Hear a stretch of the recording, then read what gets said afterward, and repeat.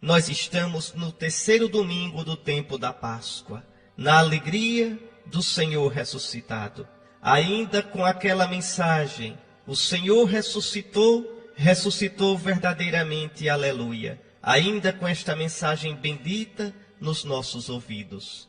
Então, Cristo ressuscitou e ressuscitando nos abriu o caminho da vida. Meus queridos irmãos, primeiramente, deixe-me dizer, durante todo o tempo da Páscoa, nós vamos escutar como primeira leitura da missa os Atos dos Apóstolos. Até mesmo durante as missas da semana, viu? São leituras dos Atos dos Apóstolos, as primeiras leituras da missa de cada dia. E por quê? Porque os Atos dos Apóstolos mostram a presença de Jesus ressuscitado no coração da sua igreja. Jesus, ressuscitando dos mortos, ele deixou este mundo. Já expliquei isso para você na Semana Santa. Vou repetir. Naquela sexta-feira santa, Jesus deixou este mundo. Jesus não pode mais ser visto de modo sensível, tocado, escutado de modo sensível com os nossos sentidos, com os olhos, com os ouvidos, com as mãos, como antes, quando estava entre nós. Na sexta, saiu deste mundo e entrou na morte. Passou o sábado na morte, no domingo de madrugada, no primeiro dia depois do sábado dos judeus, no primeiro dia da semana, no primeiro dia de um mundo novo, Jesus saiu da morte e entrou na glória do Pai. Então, não está mais em nosso meio de modo sensível, mas está no nosso meio agora de um modo novo e mais forte ainda, mais abrangente ainda. Jesus está conosco de verdade na força do Espírito Santo. Então, uma imagem bonita essa. Jesus no nosso meio, Jesus dando força à sua igreja, Jesus orientando a sua igreja, Jesus sustentando a sua igreja. Os Atos dos Apóstolos, todo o texto mostra exatamente essa presença de Jesus. Essa presença poderosa, forte, viva, que estará para sempre conosco. Como ele vai dizer no finzinho do Evangelho de Mateus.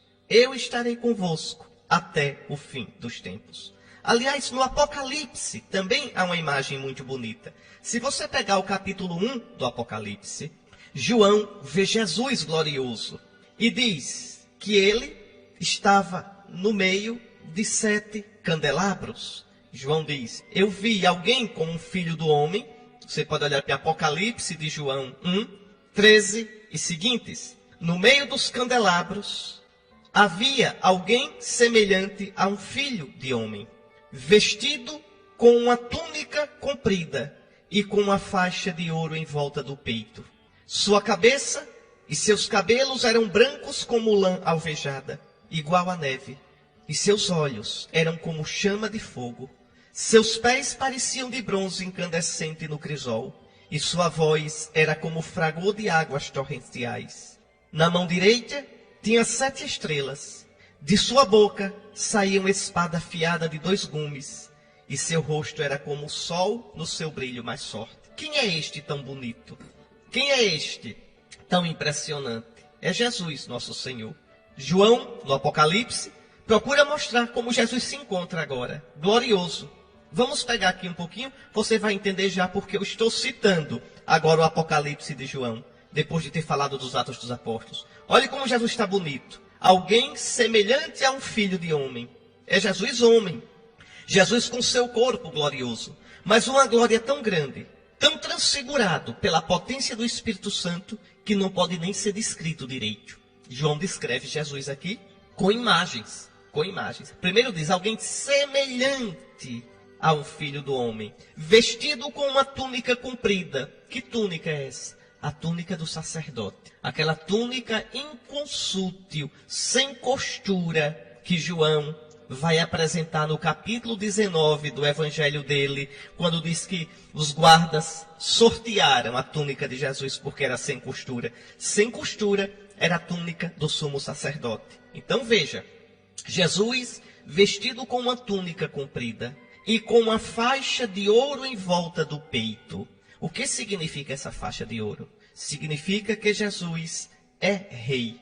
significa a realeza. Ele é o descendente de Davi.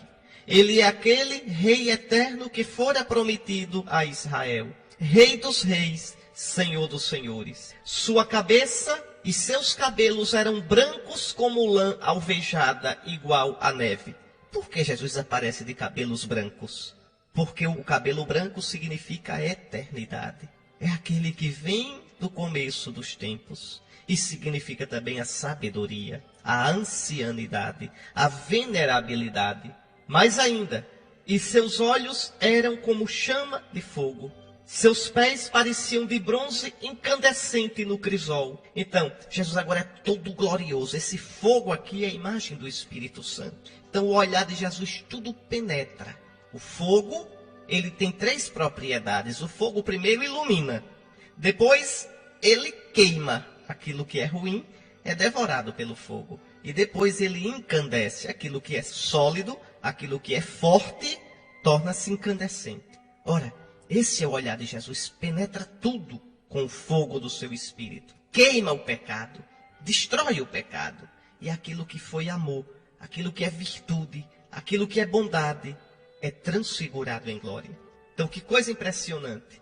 Mas tem mais. A sua voz era como o fragor de águas torrenciais. E aqui o que eu queria dizer. Veja, na mão direita tinha 7 estrelas e de sua boca saía uma espada afiada. Lembrem, esse Jesus, tão glorioso, como é que diz o Apocalipse? Estava entre 7 candelabros. Vi 7 candelabros de ouro, no meio dos candelabros havia alguém semelhante a um filho do homem. Lembre, nós estamos no capítulo 1 do Apocalipse.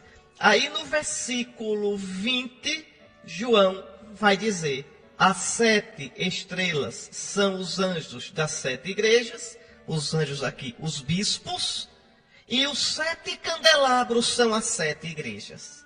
7 é o número perfeito. Igrejas no plural são as dioceses. No caso aqui do Apocalipse, as 7 igrejas, as 7 dioceses da província romana da Ásia. A província romana da Ásia ficava no sudoeste da atual Turquia. A capital da província romana da Ásia era a cidade de Éfeso. Então veja, aí João escreve as 7 igrejas da Ásia. Éfeso, Tiatira, Pérgamo, Laodiceia. Mas o que me interessa é isso. Cada igreja simboliza um candelabro. Jesus está de pé no meio dos 7 candelabros. Ou seja, é a mesma mensagem dos Atos dos Apóstolos. Aquilo que os Atos dos Apóstolos dizem no livro todinho, João diz com uma figura, uma imagem. Jesus está vivo, Jesus está glorioso. Olha aqui a imagem que João traçou. Ele tem a voz de trovão, da sua boca sai uma espada. Que espada é essa? A palavra dele, o julgamento dele. Ele tem os cabelos brancos, uma túnica longa inconsútil, um cinto de ouro, os pés de bronze incandescentes. Então, Jesus está vivo, juiz, soberano, Senhor, no meio da sua igreja. Não está longe de nós, está conosco. Por isso, nós vamos escutar os Atos dos Apóstolos em todo este tempo da Páscoa. O Senhor está no nosso meio, nós não precisamos ter medo. Vamos então à leitura? Veja, no dia de Pentecostes, Pedro de pé, junto com os 11, levantou a voz e falou à multidão. Você pode também dizer, mas por que é que já no 3º domingo da Páscoa, Pentecostes ainda está tão longe? Daqui ainda uns 40 dias, 35 dias. Por que que agora já se fala em Pentecostes? É porque compreenda, é uma coisa muito importante. Jesus morreu, Jesus ressuscitou e na sua ressurreição, ele agora cheio do Espírito Santo, derramou o Espírito Santo sobre a sua igreja. É por isso que o tempo da Páscoa termina com a festa do Espírito Santo. No tempo da Páscoa a gente vai falar do Espírito Santo direto, porque Jesus morreu e ressuscitou para isso, para nos dar o Espírito Santo. Dom Henrique, e Jesus morreu, não foi para dar o perdão dos pecados, não? E o Espírito Santo é dado para quê? para a remissão dos pecados. O Espírito é exatamente aquele fogo que vai queimar nosso pecado. Aquele fogo que vai destruir o que em nós é palha, é lixo, é palha do pecado. E vai transfigurar o que no mundo foi amor a nosso Senhor e amor ao próximo. Jesus ressuscitado é o que tem os olhos de fogo. Por isso, no dia de Pentecostes, Pedro, de pé, com os outros apóstolos. E aqui é bonito, porque você veja, na força do Espírito Santo, a igreja tem a coragem de pregar. Antes os apóstolos estavam trancados com medo, agora pregam. Quem fez a primeira pregação do cristianismo?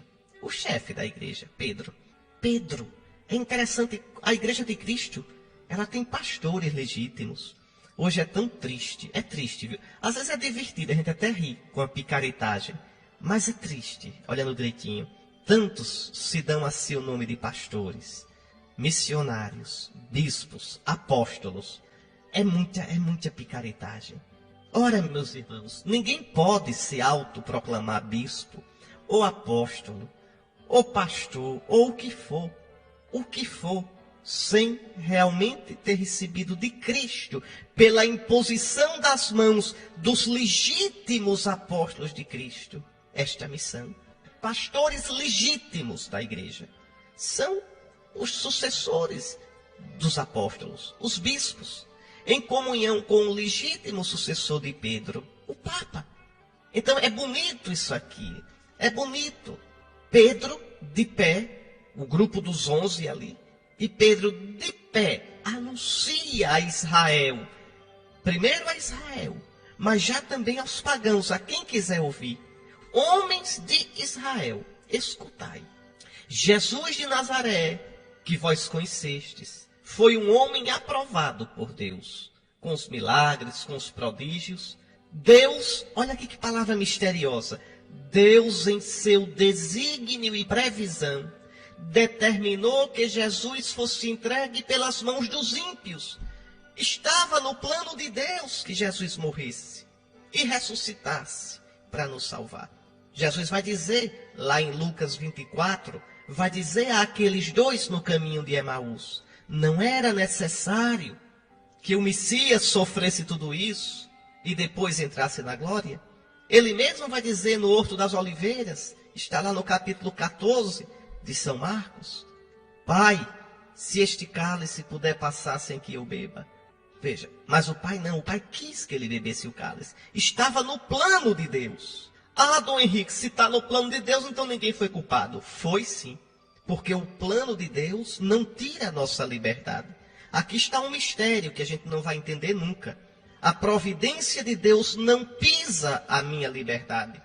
Tudo é obra de Deus e tudo é decisão nossa. E como é que a gente casa essas duas coisas? A nossa inteligência não pode chegar aí.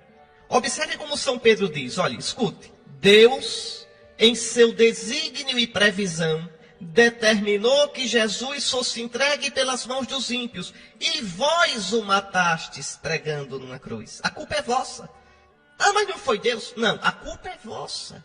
Vosso pecado, vossa dureza, vossa maldade, vossas tramas, vossas maracutaias levaram Jesus à morte. Eu já expliquei isso aqui tanto nos dias da Semana Santa. Jesus foi morto pela traição de Judas. Jesus foi morto pela dureza do coração dos judeus, do Sinédrio. Jesus foi morto pela covardia de Pilatos, funcionário, governador romano na província da Judéia. Está aí. Então, o fato de que a morte de Jesus esteja nos planos de Deus, em nada diminui a liberdade e a responsabilidade humana. Em nada. Então Deus sabe tudo de antemão, tudo está nas mãos do Senhor, mas Deus age de tal modo que em nada diminui ou prejudica a nossa liberdade. Isso vale para a minha vida, isso vale para a sua vida. Às vezes as pessoas dizem, eu casei com fulano porque era o destino. Destino não, você casou porque quis. Casou porque quis, por isso fale bem com quem casa. Não culpe o destino, não culpe a Deus. Ninguém pode dizer, foi Deus que me tentou. A Escritura diz Que ninguém ouse dizer isso. Foi Deus que me tentou. Deus não tenta ninguém para o mal. Deus nos inspira o bem. Agora, Deus, na sua providência, tudo conhece. E Deus sabe até tirar do mal o bem. São Paulo vai dizer, tudo concorre para o bem dos que amam a Deus. Essa palavra de São Pedro é forte. Ele diz aos judeus claramente, vós o matastes. Eu já expliquei isso para vocês nesses dias da Semana Santa. Vós o matastes pregando numa cruz. Mas Deus, o Pai, ressuscitou a Jesus, libertando das angústias da morte. Outra coisa que eu já expliquei muito para vocês, meus irmãos. A gente diz assim, olha, Jesus ressuscitou. É verdade. Mas como foi essa ressurreição? O Pai derramou sobre ele o Espírito Santo. A ressurreição é obra da Trindade. O Pai é quem toma a iniciativa. Derrama sobre o Filho a potência, o fogo de vida, que é o Espírito Santo, e ressuscita Jesus. O Espírito Santo impregna o corpo de Jesus, a alma humana de Jesus, como fogo impregna o ferro e transfigura. Assim o Espírito Santo encheu Jesus de vida divina.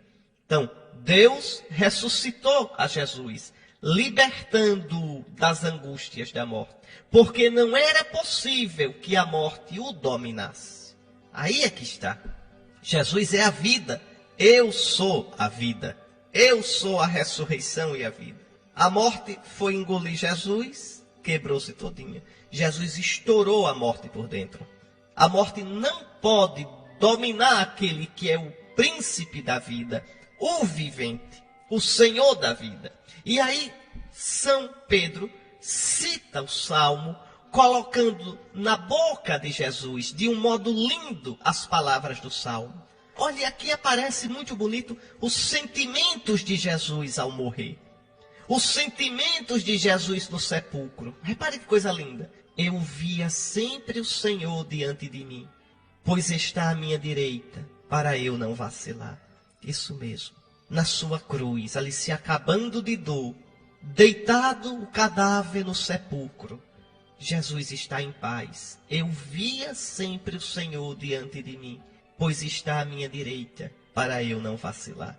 Meu irmão, minha irmã, que você nas suas dores, que você nas suas dificuldades, possa ver sempre o Senhor diante de você, para que você não vacile. Ele está com você. Acredite, mesmo que você não esteja sentindo, mesmo que você se encontre numa frieza, numa solidão, numa escuridão interior, o Senhor está à sua direita.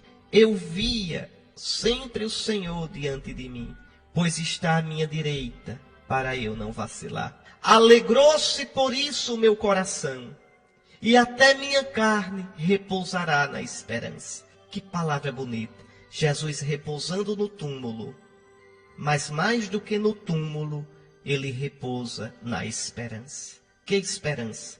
Meu Pai é fiel. Meu Pai não me deixará na morte. Meu Pai me levará para a vida. Porque não deixarás minha alma na região dos mortos, nem permitirás que teu santo experimente a corrupção. Está aí, belíssima. São Pedro colocando as palavras do Salmo na boca de Jesus. Tu, meu Pai, me farás conhecer o caminho da vida. Tu não deixarás que eu experimente a corrupção. Deste-me a conhecer os caminhos da vida, e a tua presença me encherá de alegria. Jesus, naquela sexta-feira, se entrega totalmente nas mãos do Pai, com infinita confiança. Ele sabe que o Pai é fiel. Ele sabe que o Pai é amor. Ele sabe que o Pai não o deixará na morte. E de fato, São Pedro diz, ele não foi abandonado na região dos mortos, e sua carne não conheceu a corrupção. Porque para os judeus a corrupção começava no 4º dia. Eu expliquei isso a vocês quando falei sobre a ressurreição de Lázaro. Então, antes do 4º dia, no 3º dia, Deus ressuscitou Jesus. Isso aí São Pedro diz, com efeito, Deus ressuscitou este mesmo Jesus, E disto todos nós somos testemunhas. A ressurreição não é uma lenda. A ressurreição não é uma história de Trancoso. Não, nós somos testemunhas, diz São Pedro. Nós comemos com ele depois que ele ressuscitou. Ele se fez visível a nós. Tomé meteu as mãos na chaga do lado. Tomé viu, nós vimos as suas chagas gloriosas. Não, não é um sonho. Não é uma lenda. Não é um mito. Não, Deus o ressuscitou. Deus levantou Jesus dos mortos com a vida divina, com a força do Espírito Santo. Todos nós somos testemunhas. E aí vem agora o que mais nos interessa. E agora, exaltado pela direita de Deus, Jesus recebeu o Espírito Santo que fora prometido pelo Pai e o derramou. Então, Jesus é exaltado na força do Espírito Santo. Morto na carne, foi vivificado no Espírito. Quer dizer, morto como homem, morto na sua natureza humana, ele foi ressuscitado na força do Espírito Santo. Foi vivificado no Espírito. Ele agora, cheio desse Espírito Santo, derramou sobre nós esse Espírito. E Jesus morreu e ressuscitou exatamente para isso, meus irmãos. Para nos dar o Espírito Santo, que é a vida divina, que é a nova vida. Quantas vezes eu já disse para vocês, essa vida que nós temos é uma vida limitada, é uma vida mortal. São Paulo vai chamar essa vida de vida psíquica. É uma vida que não serve para a vida eterna. Por isso Jesus morreu e ressuscitou. Ele agora, cheio do Espírito Santo, derramou sobre nós esse Espírito Santo pelo batismo. E aquele que recebe o batismo, crendo em Jesus, recebe esta vida nova, esta vida de Jesus.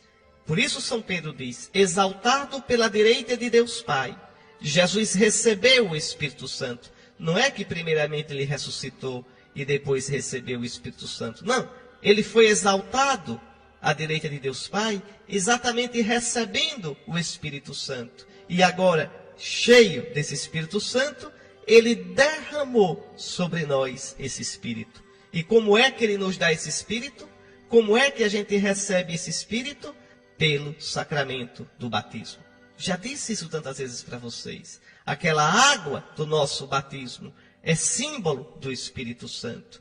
Então, por isso, nós temos o Espírito de Jesus. Nós participamos da vida divina do nosso Salvador, Jesus Cristo. Todos vós que estáis em Cristo, sois uma nova criatura. Todo aquele que está em Cristo é uma criatura nova. Não é mais um homem simplesmente psíquico, com a vida deste mundo, mas agora é um homem renovado, com a humanidade renovada, a humanidade transfigurada pelo Espírito Santo do nosso Deus, do nosso Salvador, Jesus Cristo. Está aí, meus irmãos, a graça da Santa Páscoa. Está aí, meus irmãos, o efeito da ressurreição de Cristo. Por isso a nossa alegria. Por isso o aleluia da Páscoa. Por isso a exultação da igreja. Por isso a certeza de que nosso Senhor nos abriu o caminho da vida. A morte não teve poder sobre Jesus. A morte também não terá mais poder sobre nós. Porque foi vencida. Porque Jesus, cheio desse Espírito Santo, no qual ele foi ressuscitado, derramou também sobre nós esse Espírito Santo. Vamos escutar agora uma música. Vamos agradecer a Deus pelo que ele fez no seu Filho Jesus. Jesus confiou no Pai e não foi abandonado à morte. Jesus entregou sua vida totalmente nas mãos do Pai. Não deixarás, Pai, minha alma na região dos mortos, nem permitirás que o teu santo experimente a corrupção. E aí, o Pai, na sua fidelidade, não decepcionou Jesus, o ressuscitou, como nos ressuscitará um dia na glória. E vai nos ressuscitando a cada dia, meus irmãos, na nossa vida, nos nossos sofrimentos, nas nossas dores. Desde que a gente se abandone nas mãos dele, como Jesus e com Jesus. louvando a esse Jesus ressuscitado e adorando, admirando a fidelidade do Pai que ressuscitou o Filho. Acabamos de meditar sobre a primeira leitura e eu explicava a vocês que Jesus, morto na sua natureza humana, ressuscitou na força do Espírito Santo que o Pai derramou sobre ele. Se vocês quiserem a citaçãozinha dessa passagem, vocês podem olhar a primeira carta de São Pedro. Primeira carta de São Pedro, 3,18. De fato, também Cristo morreu uma vez por todas por causa dos pecados. Não dele, dos nossos. O justo pelos injustos, a fim de nos reconduzir a Deus. Sofreu a morte na carne. Aí a tradução da CNBB já explica. Sofreu a morte na existência humana. Mas no grego diz, sofreu a morte na carne. Carne aqui quer dizer, na sua natureza humana. O verbo se fez carne. O verbo se fez humano. Pois bem, sofreu a morte na sua existência humana. Mas recebeu nova vida no Espírito. Então, morto na carne, foi justificado no Espírito. É assim que diz o texto. Sofreu a morte na sua existência humana, mas agora recebeu nova vida, ressuscitou no Espírito. Não é na alma, é no Espírito Santo. Vamos agora ao Salmo responsorial, que é o Salmo que São Pedro citou na primeira leitura de hoje. O Salmo 16, Salmo 15, 16. Esse Salmo você vai escutar agora, mas vai escutar pensando em Jesus. É Jesus falando. São Pedro diz que esse salmo fala de Jesus. Guardai-me, ó Deus. É lindo. Imagine Jesus na cruz. Imagine Jesus no túmulo. Guardai-me, ó Deus. Em vós me refugio. Somente vós sois meu Senhor. Eu bendigo o Senhor. Até de noite ele me adverte o coração. Até na noite da morte. Que coisa bonita. Tenho sempre o Senhor ante meus olhos. Se o tenho a meu lado, não vacilo. Por isso mesmo na morte, meu coração está em festa. O meu corpo pode repousar tranquilo na morte. Não há vez de deixar o vosso servo entregue à corrupção. Vós me ensinais o caminho da vida. Vós me ressuscitareis, Pai Santo. Tá aí, meus irmãos, um trechinho curto da palavra de Deus. 4 versículos. Da primeira carta de São Pedro, mas com tanta coisa bonita. Pedro começa a carta dele, é muito interessante. São Pedro não escreveu para os cristãos de uma cidade como São Paulo, não. Ele escreveu para os cristãos em geral, sobretudo os cristãos do norte da atual Turquia, lá no norte, perto do Mar Negro. São Pedro, no cabeçalho, no início da carta, quando coloca o endereço, ele diz uma coisa muito bonita. Começa dizendo assim, você pode olhar no capítulo 1, versículo 1, da primeira carta de São Pedro. Pedro, apóstolo de Jesus Cristo, aos eleitos que vivem como migrantes dispersos no mundo. Tá aí, é isso que o cristão é. É isso que a igreja é. A igreja não é deste mundo. Nunca o mundo vai amar de verdade a igreja. Nunca, tá bom, de jeito nenhum. Nós não temos aqui na terra cidade permanente. Nós estamos à procura daquela que deve vir, da pátria do céu. Várias vezes a Escritura diz isso. Então é muito bonito. São Pedro diz, olha, aos eleitos, somos eleitos, sim, porque Deus nos escolheu para crer em Cristo, nos deu o dom da fé. Aos eleitos que vivem como migrantes. Os cristãos estão em todo lugar, mas não são de lugar nenhum. Nós estamos aqui no Nordeste do Brasil, mas não somos daqui. Nossa pátria é o céu. Santa Teresinha dizia, tua face, Senhor, é minha única pátria. Está aí. Então, aos eleitos que vivem como migrantes dispersos no mundo. A igreja que vive dispersa pelo mundo inteiro. E aí São Pedro cita alguns lugares. No Ponto, o Ponto fica lá no sul do Mar Negro. Na Galácia, na Capadócia, na província da Ásia e na Bitínia. Está aí. Escrevo a vós, espalhados pelo mundo. A vós, Igreja de Cristo, tão forte no Espírito Santo, tão fraca aos olhos do mundo. Aí São Pedro vai dizer, olha, atenção, caríssimos, se invocais como Pai aquele que sem discriminação julga cada um de acordo com as suas obras, vivei respeitando a Deus durante o tempo da vossa migração neste mundo. Então, volta àquela ideia que eu disse nesse instante. Nós estamos aqui como peregrinos. É o tempo da nossa migração. É o tempo de uma passagem. É o tempo de uma viagem. O que é triste é que o mundo quer fazer a gente crer que a gente foi feito para aqui. O mundo quer fazer a gente crer que a nossa vida é isso aqui e basta. Isso é mentira. Nós aqui não temos cidade permanente. Nós estamos à procura da cidade que há de vir. Nós estamos a caminho da pátria eterna. Nossa pátria é o céu. Lá Deus nos construiu uma vida para sempre. Lá Deus nos dará, e essa vida já começa com o batismo, uma vida que nunca há de terminar. Então, meus irmãos, é importante a gente se lembrar disso. É importante a gente viver essa vida na terra de modo digno de Deus. Por isso São Pedro diz, olhe, se invocais como Pai, aquele que sem discriminação julga cada um de acordo com as suas obras. Então nós sabemos que seremos um dia julgados pelas nossas obras, não é? É ilusão pensar que basta ter a fé em Jesus e vai ser salvo. É ilusão. A Escritura não ensina isso. Não ensina que basta a fé e pronto. A fé exige que eu me batize. Me batizando exige que eu viva como nova criatura. Então está aqui novamente, já citei tantas vezes para vocês isso.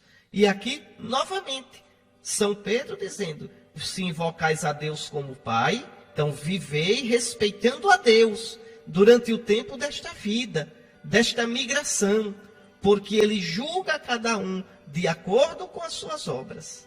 Né? Então, a gente está atento a isso aí. Está atento a viver essa vida de modo digno de Deus. Viver a nossa vida, esta vida, sabendo que aqui somos estrangeiros.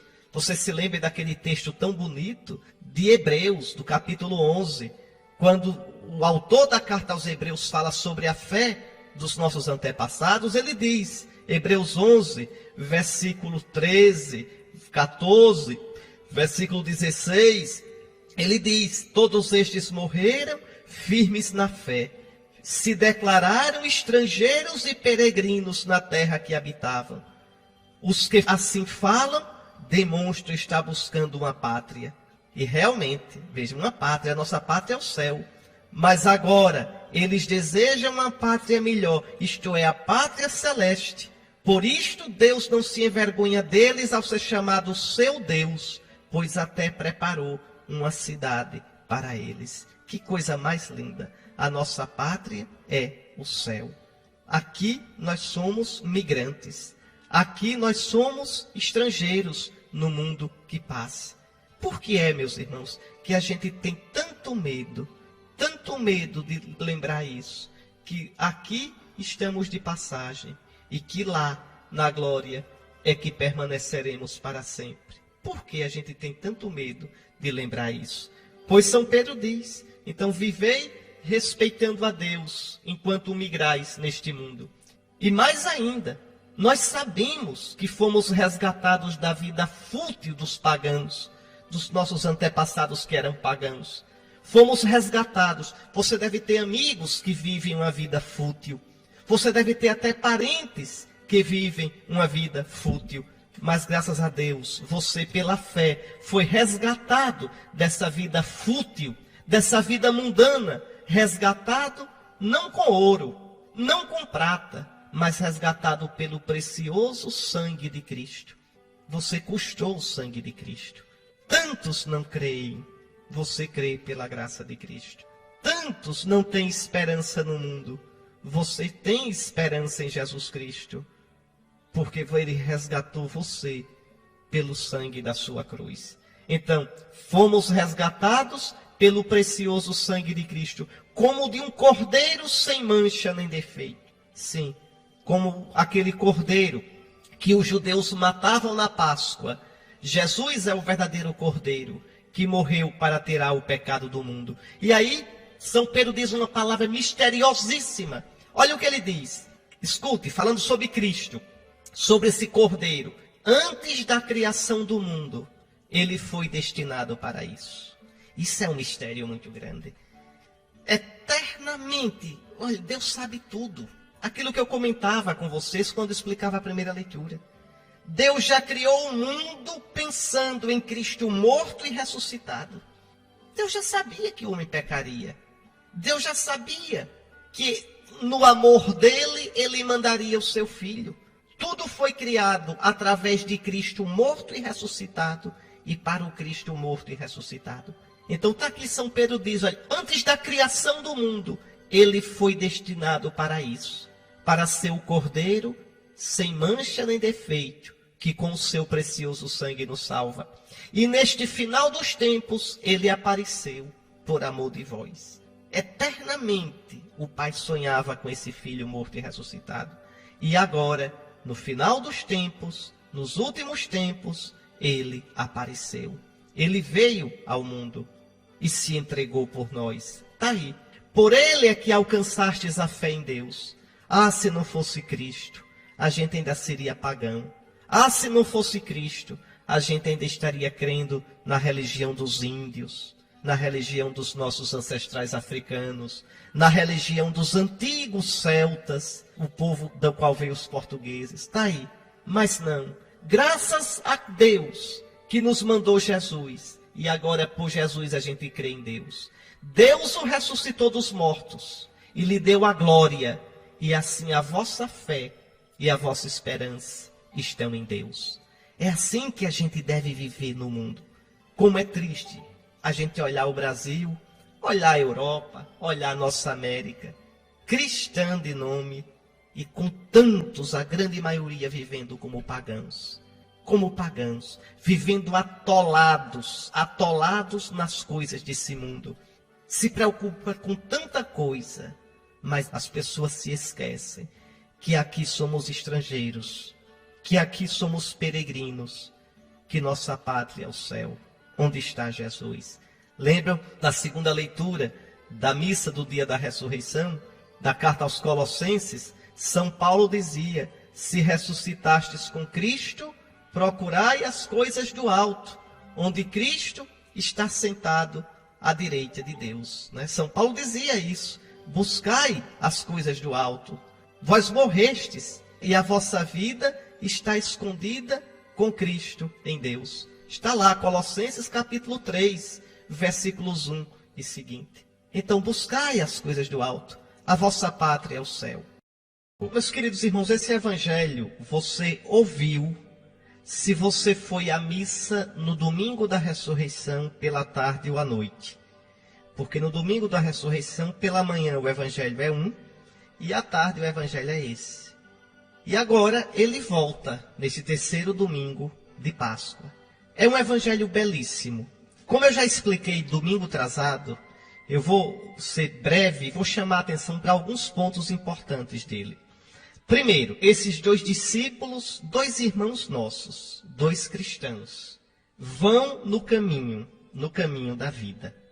Eles estão deixando Jerusalém. Por quê? Porque não tem mais esperança. Eles não esperam mais em Jesus. Tudo tinha sido um sonho lindo, mas agora já faz 3 dias e acabou-se a esperança.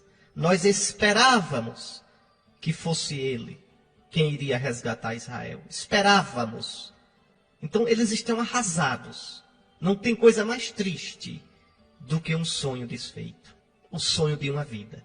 Toda a esperança que eles colocaram em Jesus agora acabou-se. E vão voltando para a vidinha comum.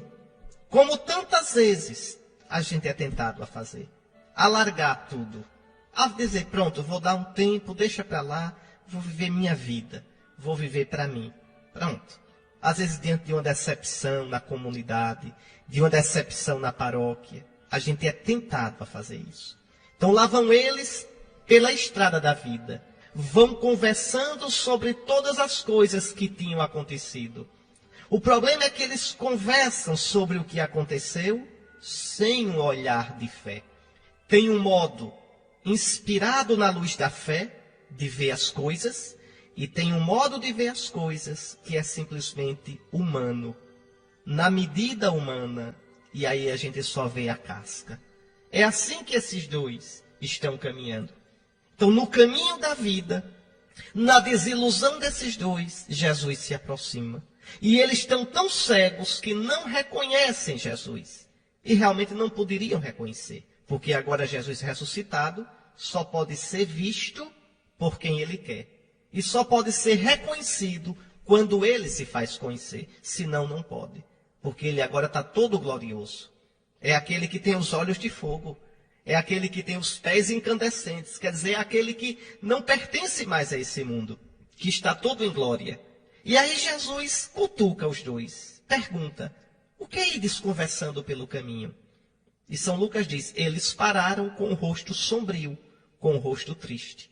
Cleófas, quase com raiva, diz, tu és o único peregrino aqui em Jerusalém que não sabe o que aconteceu nesses últimos dias?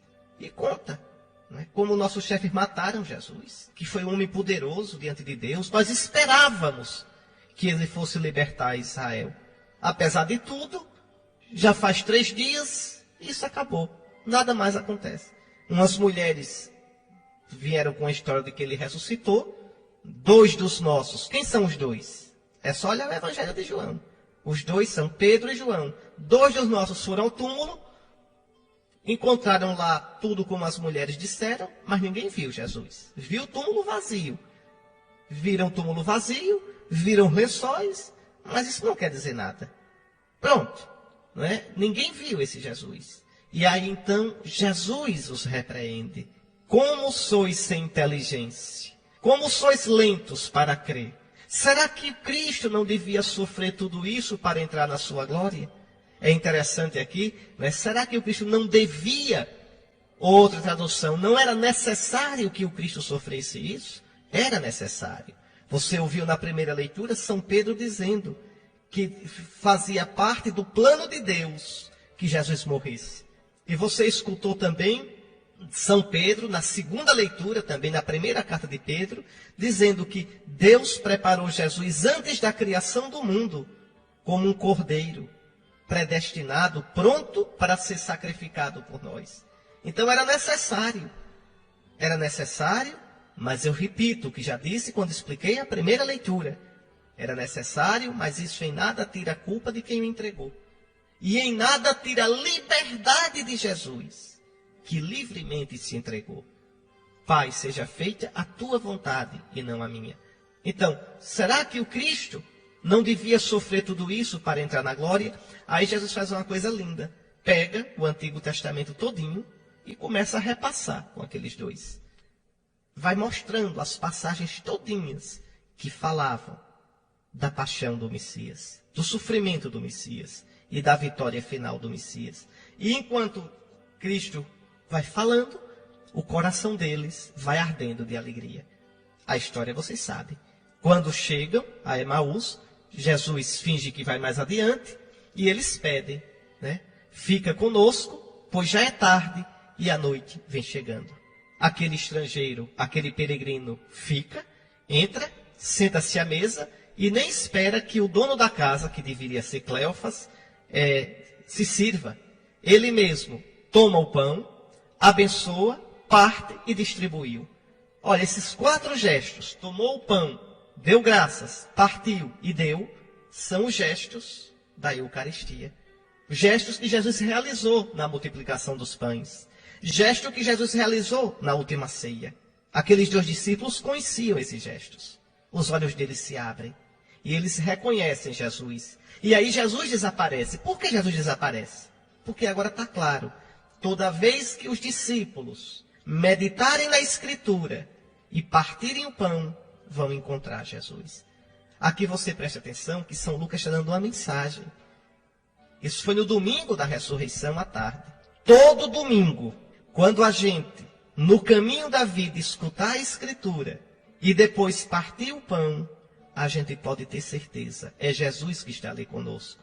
É a missa, meus irmãos. Olhe bem direitinho, repare que coisa linda é a igreja. Que coisa linda é o cristianismo. A missa tem duas grandes partes. As duas partes que aparecem aqui, São Lucas. Primeira, a liturgia da palavra. É o que Jesus faz. No caminho da vida, Jesus explica as Escrituras que falam dele. Então, pode olhar na missa. Tem leitura do Antigo Testamento, do Novo, os Salmos, mas tudo caminhando para Jesus. Tudo se cumpre em Jesus. Depois a liturgia eucarística, não é isso? A liturgia eucarística aparece também aqui em Lucas. Eles entram em Emaús e Jesus faz a liturgia eucarística. É exatamente a missa. Como é a liturgia eucarística? Olhe lá. Tomou o pão. 4 gestos. Tomou o pão. Deu graças, ou abençoou, tanto faz. Partiu e distribuiu. Vamos lá. Tomou o pão. A procissão das ofertas. E quando apresenta o pão e o vinho a Deus. Tomou o pão. Lá no ofertório da missa. Deu graças. É a oração eucarística todinha. Que vai ali do prefácio, que termina com o santo, até o por Cristo, com Cristo em Cristo. A vós, Deus Pai, toda a honra e toda a glória. Veja, deu graças. Partiu é o Cordeiro de Deus. E distribuiu é o momento da comunhão. Então, o que a igreja faz todo domingo e todo dia é repetir os gestos de Jesus. A missa está todinha na Bíblia. Pode olhar o capítulo 24 de São Lucas. Pronto. Quando alguém perguntar onde é que tem a missa na Bíblia, diga, olha o capítulo 24 de São Lucas. Além das outras passagens todinhas, quando São Paulo diz, eu recebi do Senhor o que vos transmiti, todas as vezes que comeis desse pão e bebeis deste cálice, se anunciais a morte do Senhor. Mas só estou citando o Evangelho de hoje. O Evangelho de hoje é uma catequese sobre a missa. É Jesus dizendo, todo domingo, todo primeiro dia da semana, eu estarei convosco. Todo primeiro dia da semana, que é o domingo, não é a segunda, é o domingo. Domingo não é fim de semana. Todo primeiro dia da semana, eu caminharei convosco no caminho da vida. Às vezes estareis cansados. Às vezes estareis fracos na fé. Às vezes estareis com o rosto triste como esse Cleofas. Às vezes estareis sem esperança. Sem me reconhecerdes. Sem entenderdes que eu venci. Achando que eu estou ausente. Pois bem, eu caminharei convosco. E vos falarei na Escritura. E o vosso coração haverá de arder. E depois eu tomarei o pão. E depois darei graças. Partirei o pão. E darei a vós o pão que sou eu. E os vossos olhos se abrirão. E reconhecereis que eu estou convosco. É interessante que depois que Jesus desaparece, já é noite, mas aqueles dois lá são luz pura. Se levantam e voltam correndo para Jerusalém, para onde estão os 11. Voltam correndo para o meio da comunidade, da igreja. É na igreja que a gente encontra Jesus, na comunidade. Ali a comunidade dos discípulos de Cristo. É ali que o Espírito de Cristo está presente. É ali, na Escritura escutada, na Eucaristia celebrada, que Jesus se revela, vivo e com toda a sua força. E para terminar, quando eles chegam a Jerusalém e contam isso aos apóstolos, os apóstolos dizem, é verdade. Enquanto Cristo aparecia a vocês, apareceu também a Simão. Que Simão? Simão Pedro. É interessante que na tradição mais antiga da igreja, o primeiro apóstolo que vê Jesus é Simão Pedro. Você pode dizer Maria Madalena. Calma lá, Madalena não é apóstola. Eu estou falando aqui é nos apóstolos, naqueles 12 que o Senhor escolheu. Pode olhar, 1 aos Coríntios, capítulo 15, versículos 3 e seguintes. Escute, São Paulo diz, de fato, eu vos transmiti, 1 aos Coríntios 15, 3 e seguintes. De fato, eu vos transmiti, antes de tudo, o que eu mesmo tinha recebido. A saber, e aí São Paulo vai dizer qual é a fé que ele recebeu. Recebeu da igreja essa fé. São Paulo não inventou a fé. Ele viu Jesus. Ele recebeu o mandato de Jesus. Mas ele vai para Jerusalém para ver Pedro. Ele vai conferir a pregação dele com os outros apóstolos. São Paulo não corre por fora. Se São Paulo fosse orgulhoso, se São Paulo fosse vaidoso, fundava a igreja dele. Mas não, repare como é bonito. São Paulo foi chamado por Jesus pessoalmente na estrada de Damasco. Mas não funda uma igreja dele. Vai a Jerusalém para ver Pedro. para ver Cefas, como ele diz na carta aos Gálatas. Vai pregar o evangelho com os 12 apóstolos. Porque ele sabe que a igreja de Cristo é uma só. Aquela de Pedro e dos outros apóstolos. Então ele diz, olha, diz aos Coríntios, eu vos transmiti, antes de tudo, o que eu mesmo tinha recebido. Recebido na igreja. A saber, que Cristo morreu pelos nossos pecados, segundo as Escrituras. Foi sepultado e ao terceiro dia foi ressuscitado, segundo as Escrituras. E apareceu a Cefas, apareceu a Pedro, é o primeiro dos apóstolos, é o chefe da igreja. E depois aos 12, está aqui. É sempre Pedro com os 12, mas sempre Pedro acima dos 12. Então sempre o Papa com os outros bispos, mas sempre o Papa é o chefe, acima dos outros bispos. O Papa é o bispo de Roma, mas como sucessor de Pedro, ele é o chefe, ele é o primeiro, ele é o que tem o dever de confirmar os irmãos na fé. Então, olha, apareceu a Cefas. É interessante que São Paulo dá o nome mesmo, não diz a Simão, diz apareceu a Cefas, a pedra, e depois aos 12. Mais tarde apareceu a mais de 500 irmãos de uma vez, depois apareceu a Tiago, o irmão do Senhor, e depois apareceu a mim, como a um aborto. Está aí. Então é muito interessante. Na tradição antiga da igreja, existia essa certeza de que Cristo apareceu primeiro a Pedro. Se você olhar, por exemplo, em Mateus, no capítulo 10, São Mateus, quando cita a lista dos apóstolos, está lá, Mateus 10, versículo 2. Estes são os nomes dos 12 apóstolos. Primeiro, Simão, chamado Pedro. E depois, André, seu irmão. Primeiro, Simão. Primus, daí primado. Primus, Petros. Daí. Primeiro, Pedro. Primeiro, Simão, também chamado Pedro. É muito bonito. Então, Pedro é a primeira testemunha da ressurreição. A primeira. O bispo de Roma, o Papa, é o primeiro que deve sustentar o testemunho de Cristo. E confirmar os irmãos nesse testemunho. Confirmar os irmãos bispos. Os bispos que são os sucessores dos apóstolos. Sem merecimento nenhum nosso, meu e dos meus irmãos bispos, nós somos os sucessores dos apóstolos. Os sucessores daqueles 12 primeiros. E nossa missão a gente desenvolve em comunhão com Pedro. Em comunhão com Pedro. Interessante que na paixão de Cristo, lá no Horto das Oliveiras, Jesus diz, está lá em Lucas 22, 31. Simão, Simão, Satanás pediu permissão para peneirar-vos como se faz com o trigo. Satanás pediu permissão para vos peneirar, vos balançar a todos vós. E balançou mesmo. E balançou. E quantas vezes Satanás faz isso na igreja? Eu, porém, orei por ti. Interessante. Não dizer orei por vós. Não, aqui orei por ti, Simão. Eu vou repetir, viu? Se você quiser, pegue a sua Bíblia. Lucas, capítulo 22, versículos 31 a 32. Tá certo? Simão, Simão, Satanás pediu permissão para peneirar-vos. É no plural. Não é para peneirar-te, só a ti. Peneirar-vos, aos 12. Aos 12. Como se faz com o trigo. Eu, porém, orei por ti, Simão. Por ti. Para que a tua fé não desfaleça. E Pedro vai balançar, vocês sabem disso. Vai negar Jesus. E tu, uma vez convertido, confirma os teus irmãos. É a missão do Papa na igreja. É uma coisa linda a palavra de Deus. Coisa linda. E é lindo ver que a igreja de Cristo, a igreja católica, guarda essa palavra de Deus. Vive nessa tradição apostólica. É lindo isso. É muito fácil uma pessoa pegar a Bíblia, escolher umas passagens, decorar e sair por aí enganando os outros. Feito papagaio. Decora umas passagens só. Umas. Eu quero ver é pegar tudo. Aí sim, você vai ver o quanto a igreja de Cristo guarda realmente a santa palavra de Deus.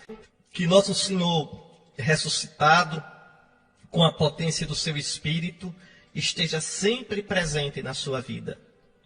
Para que seu coração arda, para que você experimente, mesmo nas dificuldades da existência, que Cristo está ao seu lado. Como Cristo confiou no Pai, que você, com Cristo e por Cristo, confie também.